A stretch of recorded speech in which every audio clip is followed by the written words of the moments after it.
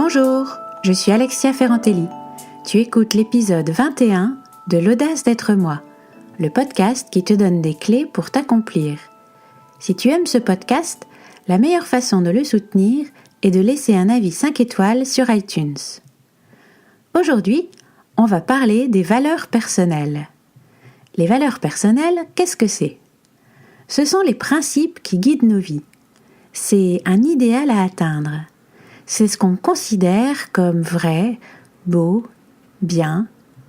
En fait, tes valeurs, c'est un peu le noyau de ton identité. C'est ta boussole interne, ton système de navigation. Chacun de nous a son propre système de valeurs. Il s'est élaboré au travers de ton éducation, de la culture dans laquelle tu vis, des rencontres que tu as faites, des circonstances et de tes expériences de vie. Et ce sont ces valeurs qui orientent tes choix, tes jugements, tes comportements au quotidien et même tes perceptions, ce que tu vas remarquer, ce sur quoi tu vas naturellement porter ton attention. Tes valeurs sont organisées en systèmes.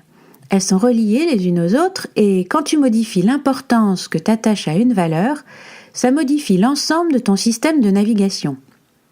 Et elles sont organisées de façon hiérarchique, c'est-à-dire que certaines sont déterminantes dans tes choix de vie et d'autres arrivent au second plan.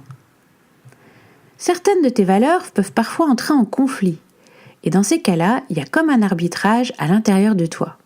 Par exemple, si l'une de tes valeurs est l'hédonisme, c'est-à-dire valoriser le plaisir, le fait de savourer l'existence, et qu'une autre valeur importante pour toi est l'écologie, le fait de préserver la beauté du monde, un arbitrage interne va par exemple t'amener à décider de renoncer au confort d'une maison très chauffée, qui pourrait être une manifestation de ton attachement à l'hédonisme, pour te mettre en accord avec ta valeur de préservation de la beauté du monde.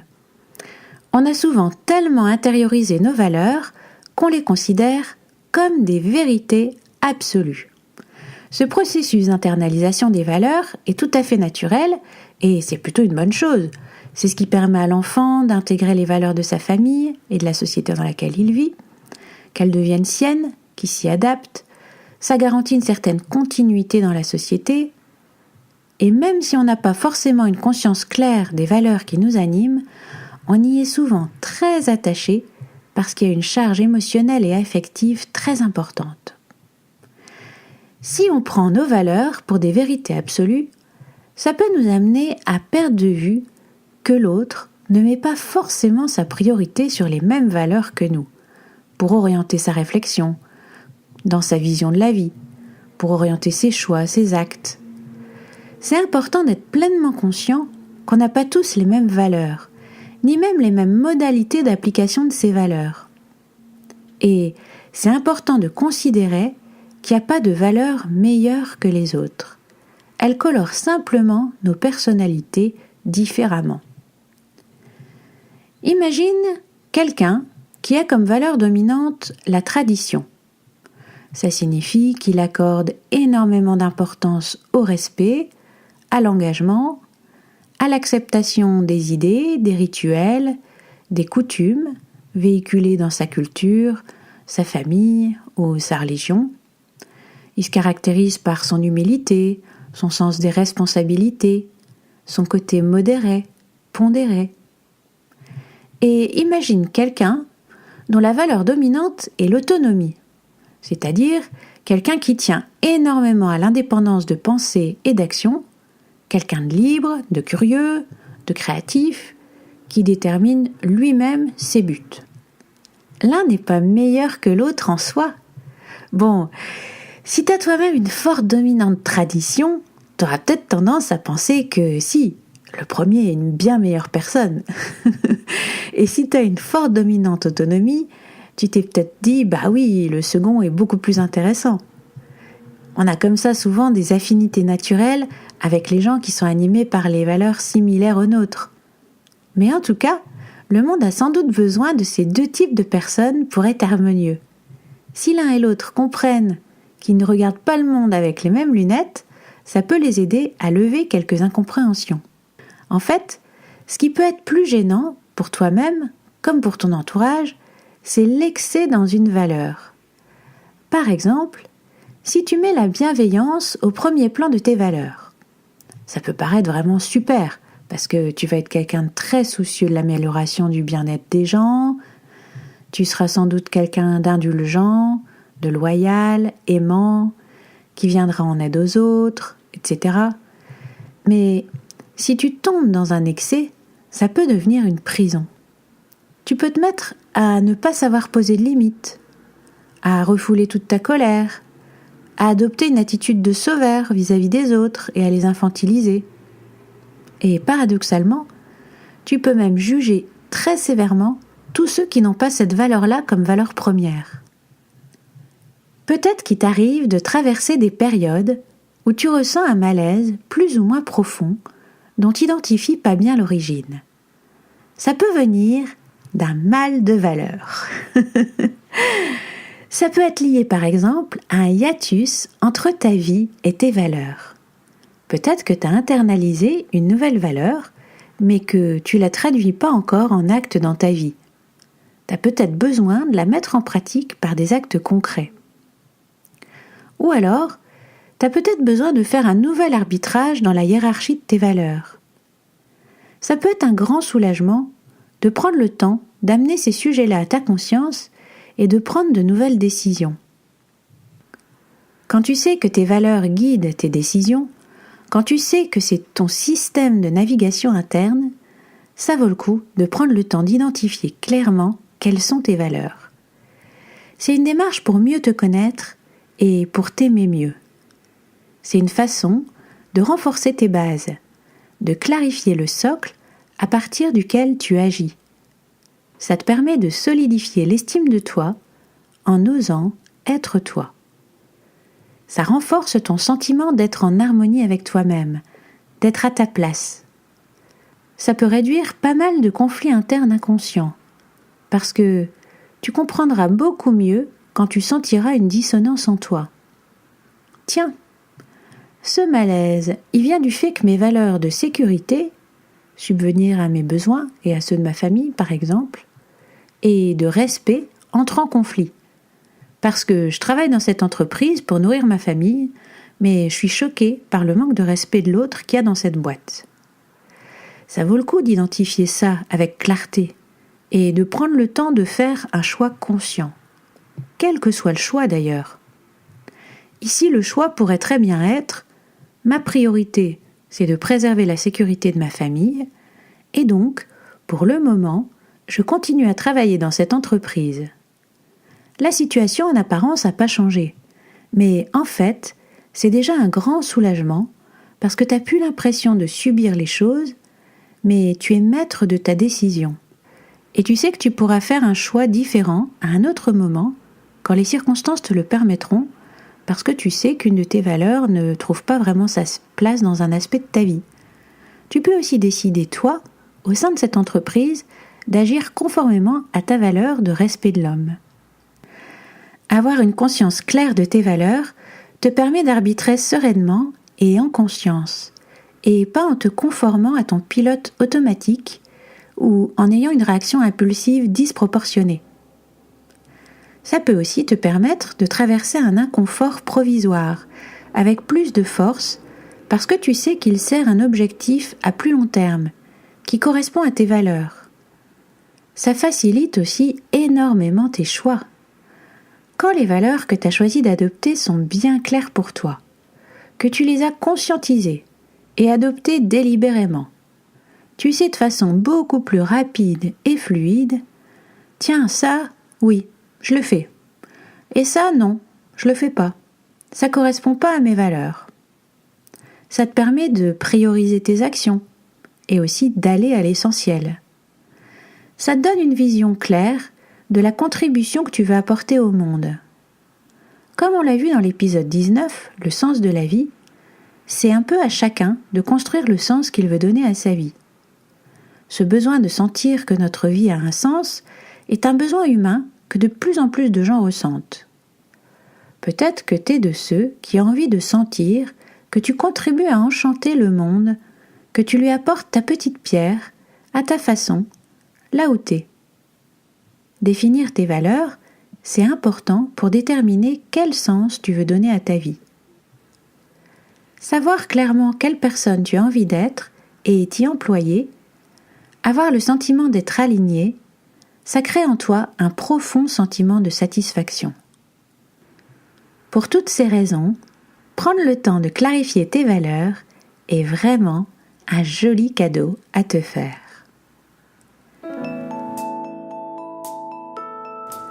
Alors voilà ce que je te propose cette semaine.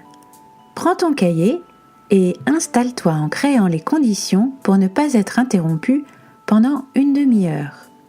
Ça va être un exercice en 3 temps. Tu vas d'abord lister les valeurs principales qui t'ont amené jusqu'ici. Ça peut être difficile sans suggestion, alors je t'ai mis une liste de valeurs à télécharger sur le site l'audace-d'être-moi.com. Consulte-la pour t'inspirer, en sachant que cette liste n'est pas exhaustive, mais juste indicative.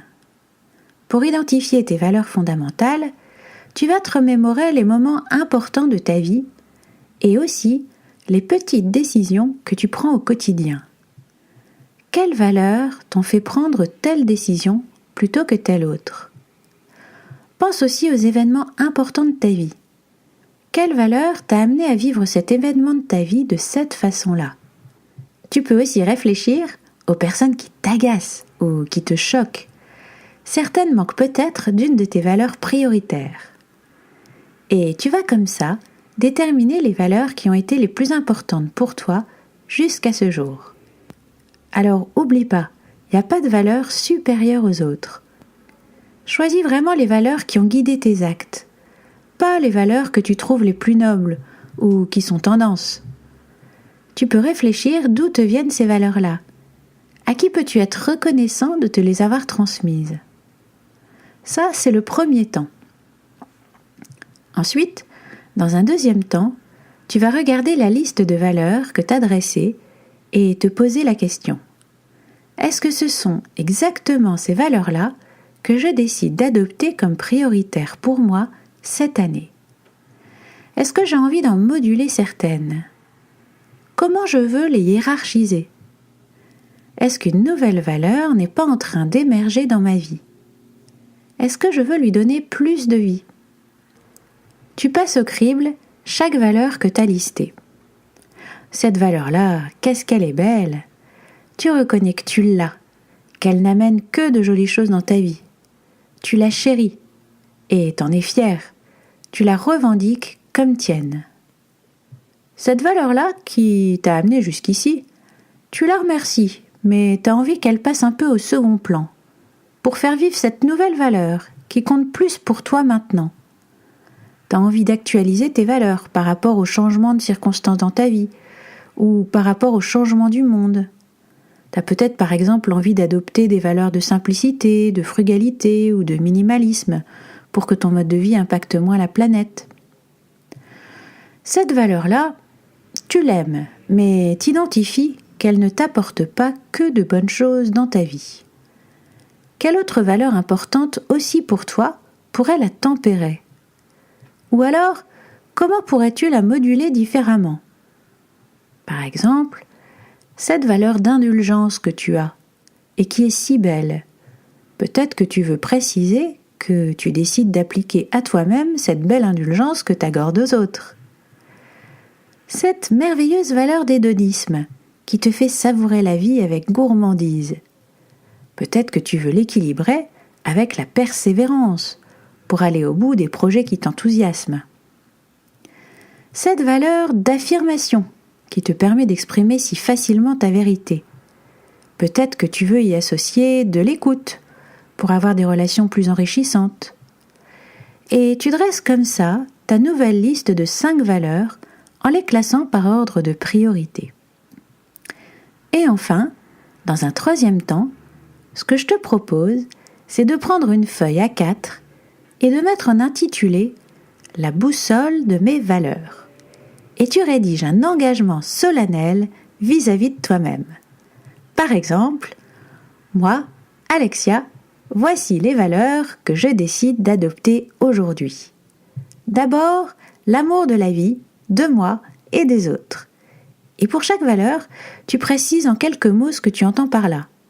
Par exemple, là, ça pourrait être embrasser la vie dans tout ce qu'elle comporte de bonheur, mais aussi de difficultés qui peuvent être des occasions de croissance. Permission pour moi et pour les autres d'être vulnérables, d'avoir des zones d'ombre. Pour ancrer plus encore tes valeurs, tu peux aussi, si tu le souhaites, noter tout ce que cette valeur va apporter de positif pour toi et pour les autres.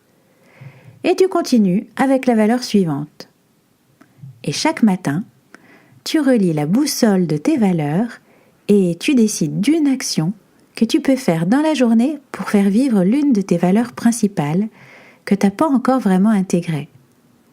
Et le soir, tu cherches dans ta journée les actions que tu as faites qui étaient alignées avec tes valeurs.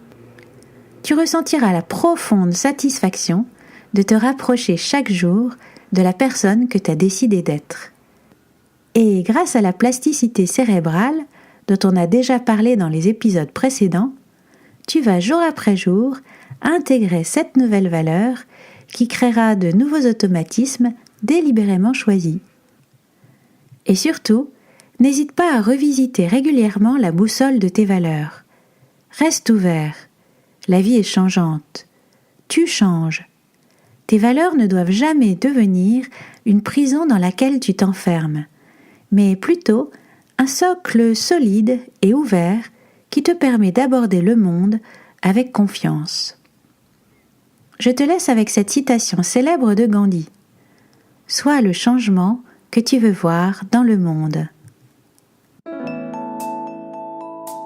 Merci d'avoir écouté l'audace d'être moi. J'aimerais lire ton commentaire sur cet épisode.